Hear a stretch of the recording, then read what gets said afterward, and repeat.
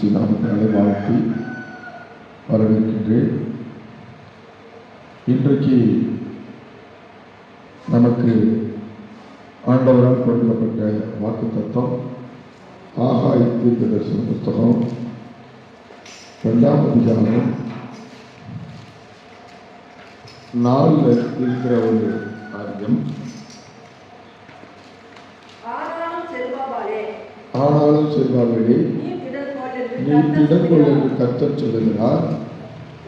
யோசதாக்கின் குமாரனாகிய யோசுவா என்னும் பிரதான ஆசாரியனே, நீ திடன்கொள். எனக்கொள் திடன்கொள். எதை சொல்லுங்க? திடன்கொள். தேசத்தின் எல்லா ஜனங்களே, நீங்கள் திடன் கொள்ளுங்கள், வேலையை நடத்துங்கள் என்று கர்த்தர் சொல்லுகிறார். என்ன பண்ணுமா? வேலையை நடத்துங்கள் என்று கர்த்தர் சொல்லுகிறார். நான் உங்களுடனே இருக்கிறேன் என்று சேனையில் கர்த்தர் சொல்லுகிறார். இந்த முழு வசனத்திலும் நம்ம எடுத்துக்கொள்ளக்கூடியது எது அப்படின்னா, நீங்கள் திடன் கொள்ளுங்கள், வேலையை நடத்துங்கள் என்று கர்த்தர் சொல்லுகிறார். நான் உங்களுடனே இருக்கிறேன்.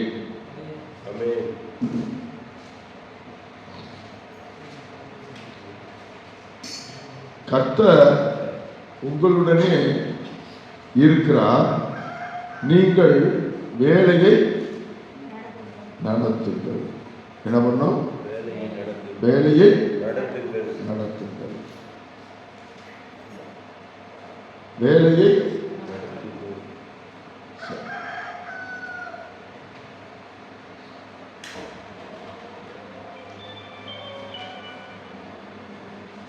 அப்ப ஆரம்ப காலகட்டங்களில்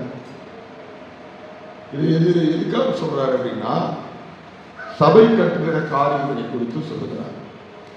நீங்க வேலை நடத்துங்க. அதுக்கு முன்னாடி அதிகாரத்தை நீங்க எடுத்து பார்த்தீங்கன்னா, நீங்க மலை மேலே ஏறுங்க, மரங்களை வெட்டுங்க, ஆலயத்தை கட்டுங்க, அதன் பேரில் நான் பிரியமாக இருப்பேன்னு சொல்றேன். இது எங்க இருக்கு அப்படின்னு கேட்டீங்கன்னா, 1ஆம் அதிகாரம் 8வது வசனம் அதை சொல்லுது. பாருங்க, இந்த வேலை செய்கிறவர்கள் பார்த்து சொல்றாரு, இது உங்க பார்வைக்கு ஒன்றுமில்லாதது போல காண்கிறது அல்லவா அப்படின்னு சொல்றாரு. ஏன் அப்படி சொல்றாருன்னா, முன்னாடி கட்டின ஆலயம் பிரம்மாண்டமா இருந்துச்சு. முன்னாடி கட்டின ஆலயம் 40,000 டன் தங்கம், கணக்கில் அடங்காத வெள்ளி, இரும்பு என்று பெரும் ஆலயம், பெருத்த பிரம்மாண்டமான ஆலயத்தை கட்டினாங்க. கட்டினது யாரு? ஒரு பெரிய பிரசித்தி பெற்ற புகழ் பெற்ற ஒரு ராஜாவுடைய மகன் சாலமோன். ஆலயம் பிரம்மாண்டமாக கட்டப்பட்டுச்சு. எல்லா ராஜாக்களும், அண்டை நாட்டு ராஜாக்கள் எல்லாம் தேடி வந்து அந்த ஆலயத்தின் மகிமையை பார்த்து பிரமித்தார்கள். இஸ்ரவேல் ஜனங்கள் அந்த ஆலயத்தை பார்த்து பிரமித்தார்கள். காலப்போக்கில் என்ன நடந்தது? அந்த ஆலயம் இடிக்கப்பட்டுச்சு. அந்த ஆலயத்தில் இருந்த பொன்னையும் பொருளையும் வெள்ளியையும் பனிமுட்களையும் அண்டை நாட்டில் இருந்த அந்த ராஜாக்கள் பறித்து கொண்டு போனார்கள். தேவனுடைய ஆலயம் இடிக்கப்பட்டது. அதுக்கு காரணம் என்ன? ஒரு தேவனுடைய ஆலயம் இடிக்கப்பட்டதற்கான காரணம் என்னவென்றால், அந்த தேவாலயத்தை கட்டின அந்த ராஜாவும் அந்த தேவாலயத்திலே வழிபாடு செய்த இறை விசுவாசிகளும் சேர்ந்து பிரம்மாண்டமான பாவங்களை செய்தார்கள். ஏன் செய்தார்கள் என்றால், அங்கே அந்த ஆலயத்தில் இருக்கிற யெகோவா தேவனை விட அந்த ஆலயத்தை பார்த்துதான் ஜனங்கள் பிரமித்தார்களே தவிர யெகோவா தேவனை பார்த்து பிரமிக்கவில்லை. இல்லை. கருத்து புரியுதா? ஆனால் அங்கு எது பிரமிப்பாய் பேசப்பட வேண்டும் என்றால், அங்கு குடியிருக்கின்ற அந்த ஆலயத்திலே வாசமாய் இருக்கின்ற யெகோவா தேவனைத்தான் அந்த ஜனங்களும் ராஜாக்களும் பிரமிப்பாய் பார்த்திருக்க வேண்டும். பார்க்கவில்லை, வேற நடந்தது. ஆனால் கர்த்தர் என மகிமைப்படவில்லை. பொன்னும் என்னுடையது, வெள்ளியும் என்னுடையது என்று சொன்ன ஆண்டவர் பொன்னையும் வெள்ளியையும் சவதரித்த ஒரு வாய்ப்பை கொடுத்ததனாலே அந்த ஆலயத்தின் மகிமை இழந்து காணப்பட்டது. இரண்டாவது முறையாக அந்த தவறை செய்ய கர்த்தர் விரும்பவில்லை. ஆகினால் இரண்டாவது முறை ஆலயத்தை கட்டும் போது அவர் ஒரு வார்த்தை சொல்லுகிறார், பொன்னும் வெள்ளியும் ஒன்றுக்கும் உதவாது. என்ன சொல்றாரு? அப்ப யார் இந்த ஆலயத்தை கட்ட வேண்டும்? எப்படி கட்ட வேண்டும்? ஒவ்வொருவரும் தனிப்பட்ட முறையில் மலை மேல ஏறி வந்து இந்த ஆலயத்தை கட்டுங்கள் என்று சொன்னார். மலை மேல என்ன இருக்கும்? பொண்ணு வெள்ளியுமா இருக்கும். மலை மேல காட்டு மரங்கள் தான் இருக்கும். அந்த காட்டு மரங்களை கொண்டு வந்து கட்டினார். அங்கு கட்டுகிற அந்த பில்டிங்கை மகிமையாய் சொல்ல மாட்டார்கள். அதில் இருக்கிற வாசமா இருக்கிற கர்த்தரையும் மனிதர்களையும் மகிமைப்படுத்தி சொல்லுகிறார்.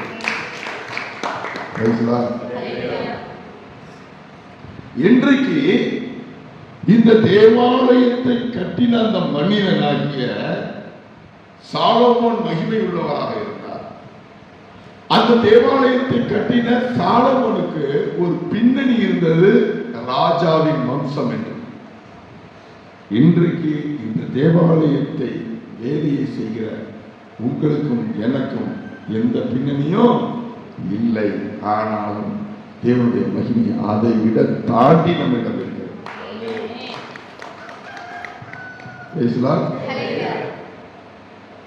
அதனால சொல்றாரு, வேலையை செய்யப்பா, வேலையை செய்ய நம்ம கூடவே. முன்னாடி வேலை போகுது, பின்னாடி நான் இருக்கிறேன். நீ வேலையை செய்ய, நான் பொண்ணும் பொருளும் தரேன்னு அவர் சொல்ல. நீ வேலையை செய்ய, நான் திரளான ராஜாக்களையும் ராணுவ வீரர்களையும் தரேன்னு சொல்ல. நான் கூடவே இருக்கிறேன். கடைசி கால ஆலயம் இன்னும் ஒருபடி மேலே போய் ஆண்டவர் சொல்லுகிறார், அந்த கடைசி கால ஆலயத்திற்காக செய்யப்பட வேண்டிய வேலை உனக்குள்ளே இருக்கிறது சொல்லுகிறார். நல்லா புரிந்து கொள்ளுங்கள். நீயே அந்த ஆலயம் என்று சொல்லுகிறார். அந்த ஆலயத்தின் வேலை நீதான் என்று சொல்லுகிறார். எப்படி சொல்றாரு? அதனால சொல்றாரு, முந்தின ஆலயத்தை விட பிந்தின ஆலயமாகிய நீ மகிமை உள்ளவர். இந்த ஆலயத்தை கட்ட உனக்கு ராஜாக்கள் தேவையில்லை. இந்த ஆலயத்தின் வேலையை செய்வதற்கு உனக்கு சொந்த ஞானம் தேவையில்லை.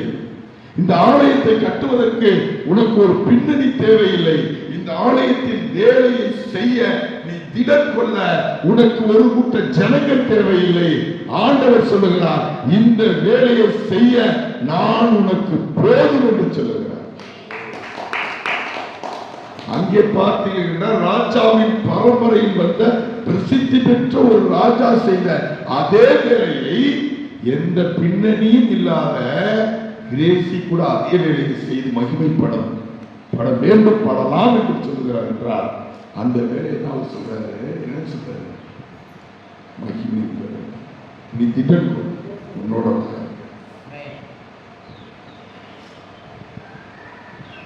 அருமையான சகோதர சகோதரிகளே, இன்றைக்கு ஆலயத்தில் வேலை செய்வதற்காக கவனிக்கப்பட வேண்டியது உன்னுடைய பொன் அல்ல, உன்னுடைய வெள்ளி அல்ல. கவனிக்கப்பட வேண்டியது உன்னோடு இருக்கிற கூட்டம் அல்ல, உன்னோடு இருக்கின்ற பணம் அல்ல. உன்னோடு கர்த்தர் இருந்தால் அந்த தேவாலயத்தின் வேலையை நீ செய்யலாம்.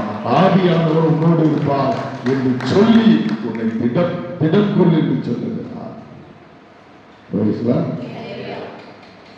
1 தீமோத்தேயு 3ஆம் அதிகாரம் 1வது வசனத்திலிருந்து நாம் வாசிப்போம். கண்காணிப்பை விரும்புகிறவன் நல்ல வேலையை விரும்புகிறான். இது உண்மையான வார்த்தை. ஆகையால் கண்காணியானவன் குற்றஞ்சாட்டப்படாதவனும் ஒரே மனைவியுடைய புருஷனும் ஜாக்கிரதை உள்ளவனும் தெளிந்த புத்தி உள்ளவனும் யோக்கியதை உள்ளவனும் அன்னையரை உபசரிக்கிறவனும். இங்க பாருங்க, இதெல்லாம் சொல்றாரு. அங்க நல்ல வேலையை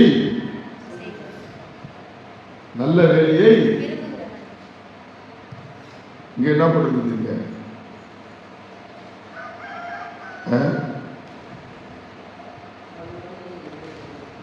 இங்க என்ன பண்ணுறது?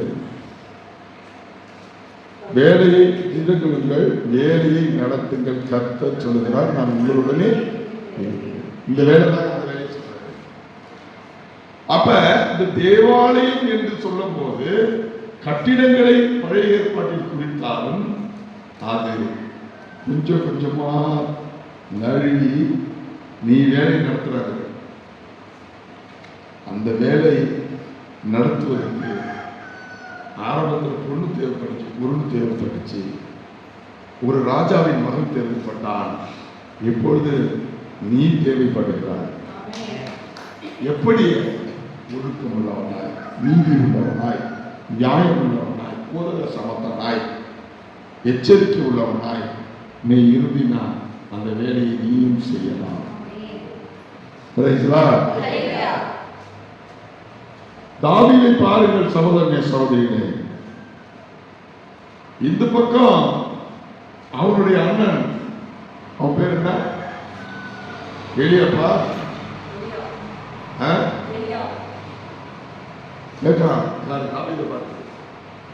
திமிராப்பா, உனக்கு ஆங்காரமா கொஞ்சம் ஆடத்தை மேய்க்காம ராணுவ வீரர்களா இருக்கிற இடத்துல வர எவ்வளவு திமிர பாதுகாப்பு அப்படின்னு சொல்லுறான். ஏன் அப்படி சொன்னான்? அவன் ஒரு மிலிட்டரி வீரன். அவன் கையில் என்ன இருக்கணும்? குதிரை இருக்கணும், ரதம் இருக்கணும். எதிரியுடைய படை தாக்கப்படாத இருக்கிறதுக்கு கவசம் வேணும்.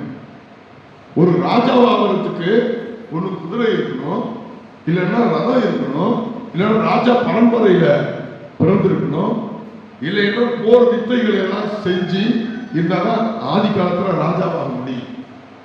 ஆனால்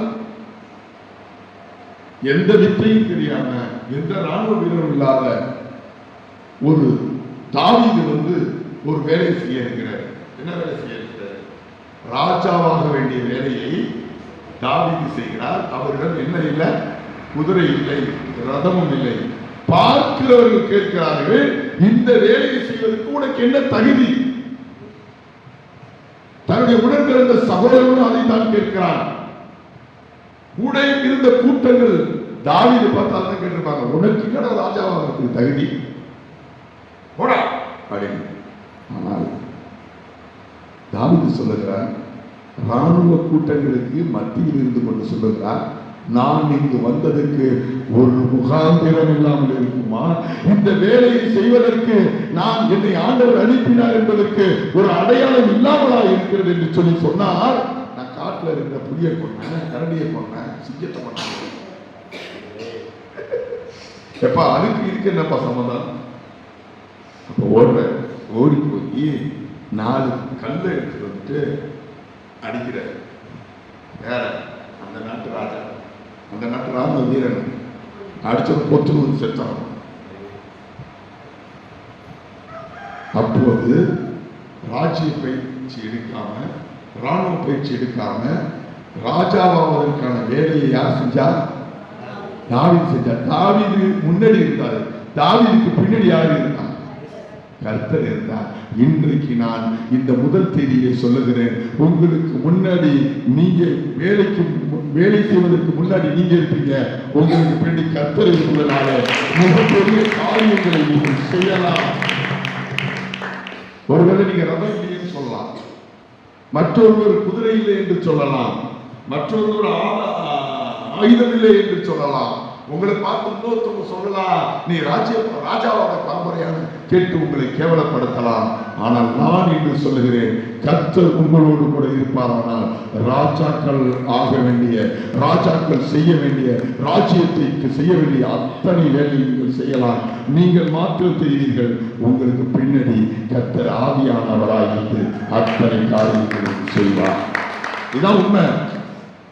அதனாலதான் தாவீது சொல்லுகிறார், ராஜாவாகிறதுக்கு சிலர் குதிரை மேலையும், ராஜாவாகிறதுக்கு ராஜ்யத்தை கட்டுவதற்கு சிலர் ரதங்கள் மேலையும் நம்பிக்கை வைப்பார்கள். என்னுடைய நம்பிக்கையோ என் ஆண்டவராகிய கர்த்தர் மேலே. எதற்காக இருக்கிறது அந்த நம்பிக்கை? அந்த நம்பிக்கை எதற்காக இருக்கிறது என்று சொன்னால், ராஜ்யத்தை கட்டுவதற்காக இருக்கிறது என்று சொல்லுகிறார்.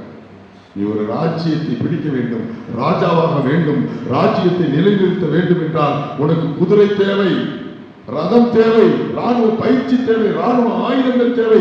இல்லை என்றால் நீ ஒரு ராஜா பரம்பரையில் பிறந்திருக்க வேண்டும். இது எதுவுமே இல்லாத ஒரு 2ஆம் கட்ட பரம்பரையில் பிறந்தவன் தான். இன்னும் சொல்ல போனா ஒரு ஒரிஜினல் யூதனும் கிடையாது. மோவாபியருக்கும் யூதனுக்கும் பிறந்த ஒரு 2ஆம் 4ஆம் ஜாதி தான் யாரு? தாவீது. அந்த தாவீது அந்த தேசத்தின் ராஜ்யத்தை பிடித்து ராஜாவாக மாறினான் என்றால் அவனுக்கு பின்னணி கர்த்தர் இருந்தார். உனக்கு பின்னணி கர்த்தர் இருக்கிறார். எழுதி நட, எழுதி வேலையை நடத்து. உன் வேலை அத்தனையும் வெற்றியாக முடியும். உன் வேலை அத்தனையும் ஆச்சரியமாக முடியும். உன் வேலையை பார்த்து கேவலமாக பேசினவர்கள் நீ அந்த ராஜாவை கொன்று உதைக்கும் போதுதான் தெரியும் உனக்கு பின்னணி கர்த்தர் இருக்கிறார்.